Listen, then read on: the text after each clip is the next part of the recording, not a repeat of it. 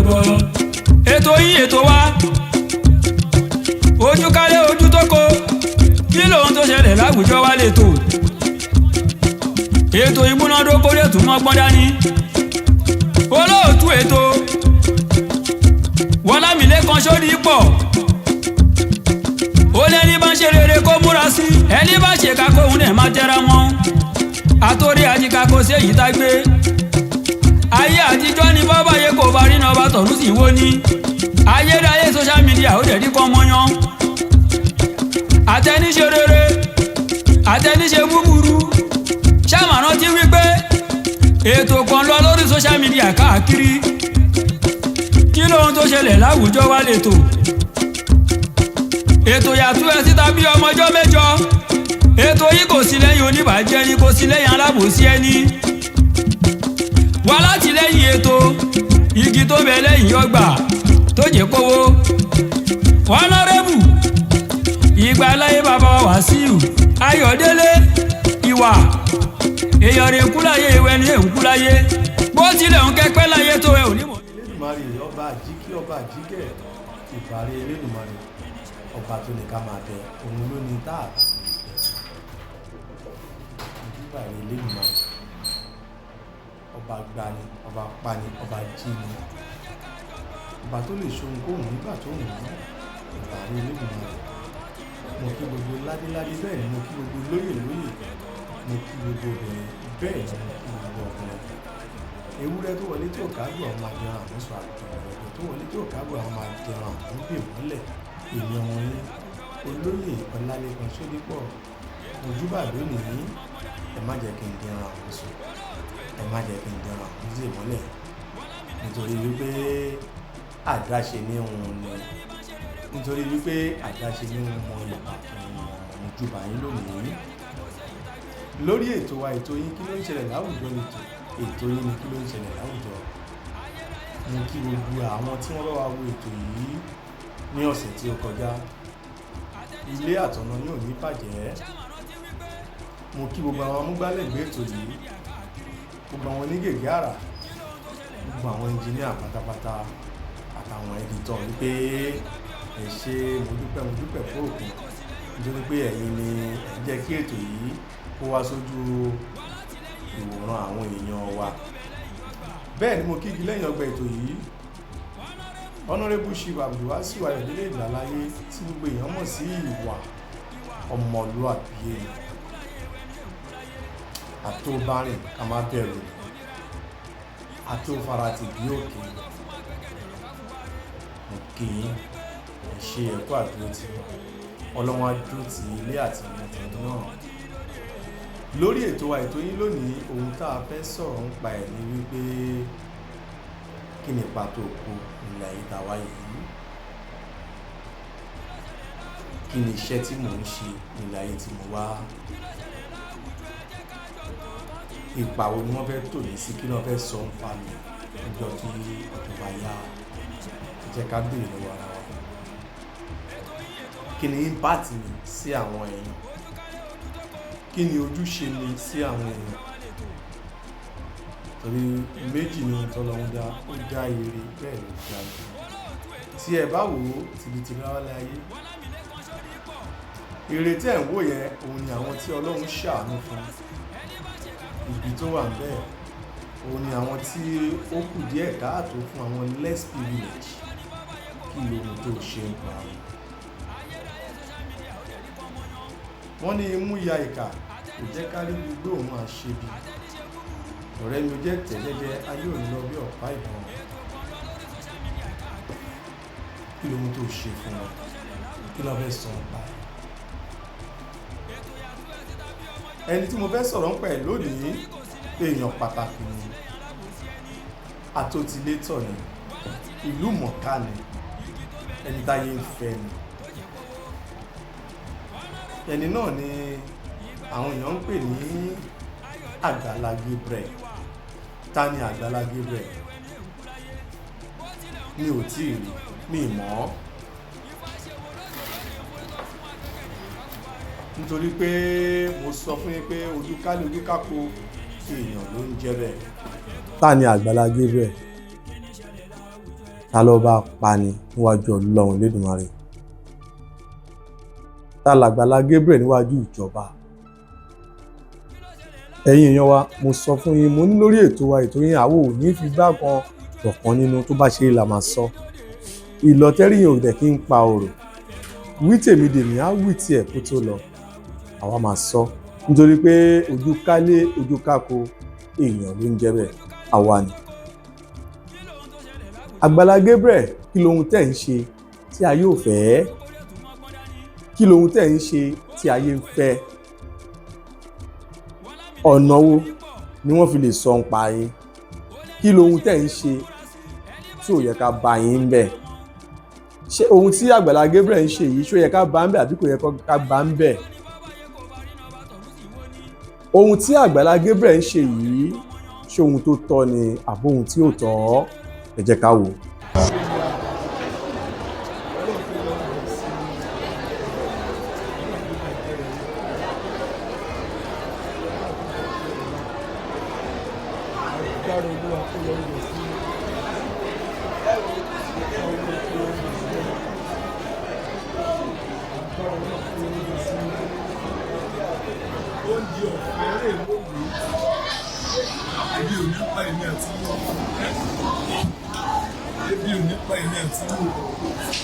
This is how we do it every Sunday.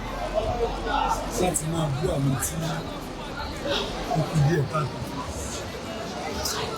Mo gbàdúrà ìpìlẹ̀ àti àárín ìrànlọ́wọ́ yẹn. Ojú òní ti wà. A máa rí àmúgbà mi lọ́wọ́. Bẹ́ẹ̀ ni wọ́n gbọ́dọ̀ àárín ìrànlọ́wọ́ yẹn. Ojú òní ti wà. Jésù lọ. Ṣé ìṣe bí ẹ̀ka? Ẹ̀yin tẹ̀ wá ń bí ẹ̀. Bí ẹ̀yin tẹ̀ wá ń bí lọ́wọ́ wà. Bí ìlàbẹ̀rẹ̀ ìfowó ọ̀rọ̀ ibi. Ẹ̀yin tẹ̀ wá ń bí ó yẹ́yà. Ẹ̀yin tẹ̀ wá ń bí.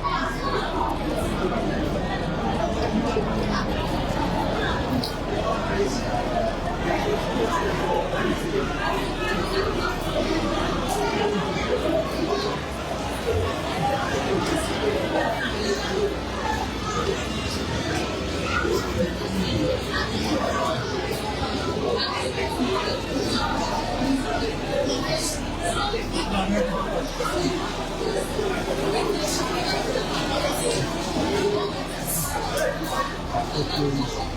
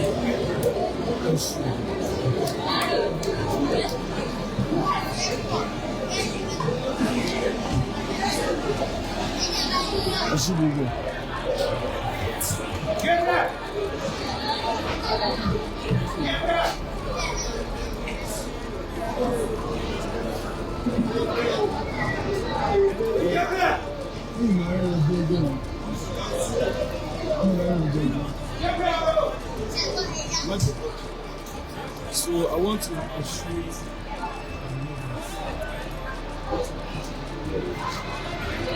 in this discrimination, this has been done. So let's start with your life. Give you the privilege to support the free food every Sunday. We pray the blessings of God be upon you.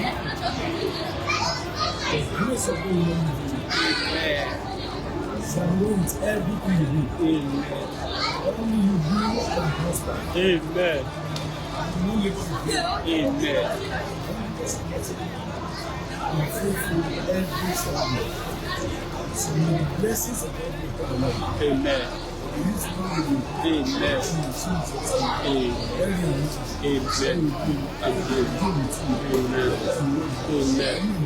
Amen. Amen. Thank you so much. Let's keep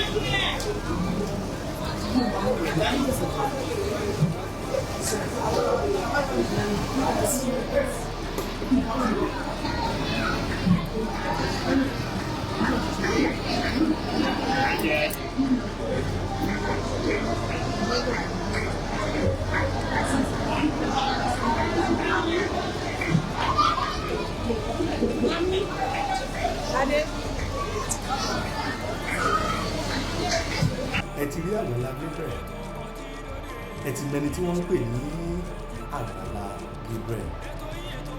Gbogbo ẹ̀dá tọ́lọ́run ṣàánú fún nílé ayé tó jẹ́ ká ṣe omi. Nílé ayé tí a wà yìí, owó tí ọ̀pọ̀ èèyàn fi ń ṣe oríire, òun ni olówó fi ń ra bàtà, ni olówó fi ń ra àgbo ọwọ́, ni olówó mi máa fi kóṣẹ́ sí aṣọ. Ọlọ́run dá olówó nítorí ìmẹ̀kúnnù, nítorí àwọn tọ́lọ́run ò tí ì gbà fún tán. Ó ká ràn wọ́n lọ́wọ́.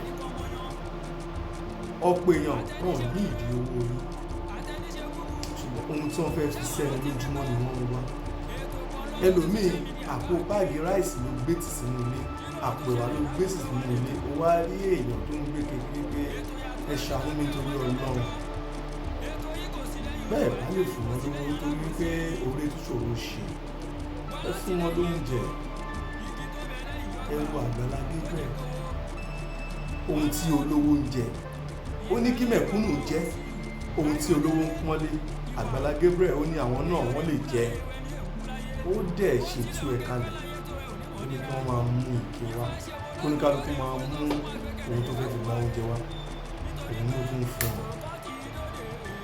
Agbala Gabriel, ilé, ọ̀nà, gbogbo ohun tí Ọlọ́run ṣe fún yín ní agbára Ọlọ́run ọba kò ní kọjú ìjà sí.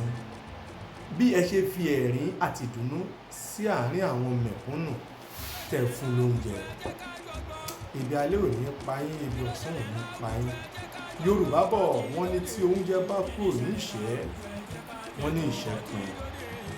Ohun tẹ́ ẹ ṣe fún wọn, tẹ́ ẹ bá ṣe fún èèyàn ọ̀gbìn, ìlọ́pọ̀lọpọ̀ ẹ̀ máa fi ní gbàgbà Ọlọ́run lójúmọ́. Ẹ má jáwọ́ ń bẹ̀. Mo sọ lẹ́ẹ̀kan mo níta ní Agbala Gabriel, ẹ ti rí. Mo sọ lẹ́ẹ̀kan mo ní níwájú lọ́balọ́ba ta ni wọ́n ń pè ní Agbala Gabriel, àti rí. Ẹ jẹ́ ká kọ́gbọ́n lára ibi ọ̀pọ̀tọ́. Ẹ jẹ́ ká ṣoore nígbà tó rí ní. Ẹ jẹ́ ká ràn ní lọ́wọ́ nígbà tó ní ìbùkún nínú. Ẹ ṣàánú ẹni tí ò ní. Mo fẹ́ kẹ́ ẹ rántí wípé ọjọ́ kan bẹ tí a ní lè gbé apá mọ́. Mo fẹ́ kẹ́ ẹ rántí wípé ọjọ́ kan bẹ tí a ní lè gbé ẹsẹ̀ mọ́. Ọjọ́ kan bẹ tó jẹ́ pé gbogbo dúkìá, mọ́tò, ilé, gbogbo ẹ̀ la ó fi sílẹ̀. Ohun tó máa gbà ní wípé ọ̀pá aṣọ white tán máa fi sín ló máa gbà àti pósí. Kí là ń bá kiri? Ní ìjọ kan mo jókòó ti ọ̀kan lára àwọn ọ̀rẹ́ mi. Ó ní 2000 naira lọ́wọ́, ẹgbẹ̀rún 2 náírà. Ẹnìkan ń bọ̀ ó ní bí ń pa òun. ọ̀rẹ́ mi fún ẹni yìí inú 2000 naira yẹn fún ẹni yìí ní ẹgbẹ̀rún kan nínú ẹ̀ tí a mọ̀ sí 1000 naira. Ó ní ṣé ó pa èèyàn fóun ni, ó ní àkáǹtì wo ni kóun kọ́ sí, ó ti sọ fún mi pé ṣé òun gbé kí owó ni, èyí bẹ́ẹ̀ ojú ló ń rójú ṣàánú ojú. Ó wá sàn kankan fún mi ní ọjọ́ yẹn, ó ní ènìyàn ṣòro ṣàánú fún látara ká máa fún wọn ní owó. Gbogbo àwọn olówó ẹ fún wọn lóúnjẹ, tẹ́ ẹ̀ bá lè fún wọn lówó ẹ máa fún wọn lóúnjẹ. Gómìnà wa kan bẹ ní ìpínlẹ̀ Ògùn nígbà kan, Sẹ́nitọ̀ Ìbíkúnlé Amósù, former governor of Ogun State.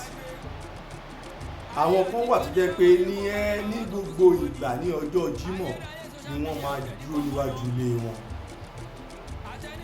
kìí ṣe owó ni wọ́n wá gbà láti lè jẹ nǹkan tó fẹ́ jẹ, wọ́n á sì fún wọn ní oúnjẹ.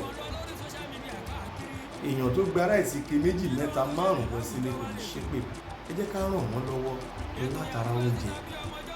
Mi ní kẹ́ ṣe ráìsì o, ẹ fún wọn ní ráìsì tútù, ẹ fún wọn lẹ́wà tútù, ẹ fún wọn ní iṣu, ẹ jẹ́ kí wọ́n lọ sí jẹ. Èmi mọ̀ pé gbogbo ìṣoore Ọlọ́run á dúró tì wọ́n.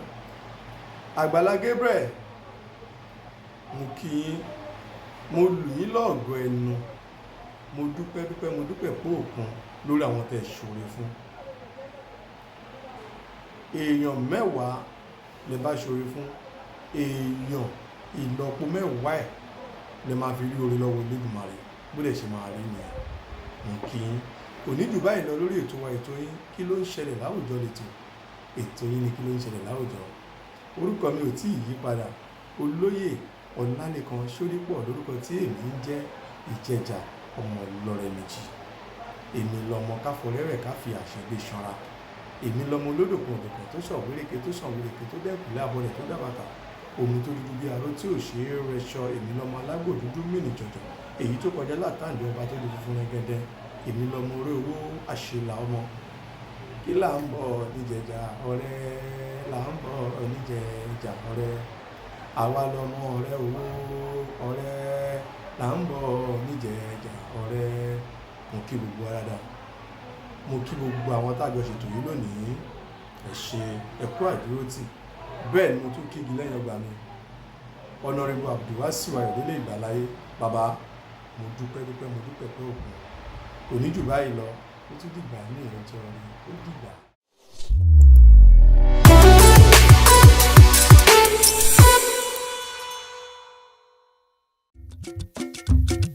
Kí ló ṣẹlẹ̀ láwùjọ, ẹ jẹ́ ká jọ gbọ́. Kí ló ṣẹlẹ̀ láwùjọ, ẹ jẹ́ ká jọ gbọ́. Ètò kan ti dóde. Kí ni ṣẹlẹ̀ láwùjọ, ẹ jẹ́ ká jọ gbọ́. Ètò kan ti dóde. Kí ni ṣẹlẹ̀ láwùjọ, ẹ jẹ́ ká jọ gbọ́. Ètò yìí ètò wa, ojú kálẹ̀ ojú tó kó. Kí lóhun tó ṣẹlẹ̀ láwùjọ wa lè tò. Ètò ìmúnádókó lè tún mọ́gbọ́n dání. Olóòtú ètò Ọlámilékan Ṣódípọ̀, ó lẹ́ni bá ń ṣe rere kó múra sí, ẹni bá ṣe ká kóhun náà má tẹra mọ́. Àtòrí àjíká kò sí èyí tá gbé. Ayé àtijọ́ ni bọ́bá yẹ kó bá rí náà bá tọ̀rú sí wo ni. Ayédáyé social media ó dẹ̀ rí kọ́ mọ́yán. Àtẹniṣe rere, àtẹniṣe búburú, ṣàmàrán ti wípé ètò kan lọ lórí social media káàkiri. Kí lóhun tó ṣẹlẹ̀ láwùjọ wa lè tò.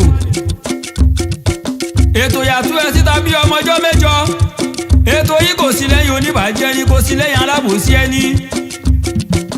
Wá láti lẹ́yìn ètò, igi tó bẹ lẹ́yìn ọgbà tó jẹ́ kówó. Honorable Ìgbàláyé bàbá Wàsíù Ayọ̀délé ìwà èèyàn rẹ̀ ń kú láyé, ìwẹ́ ni ẹ̀ ń kú láyé.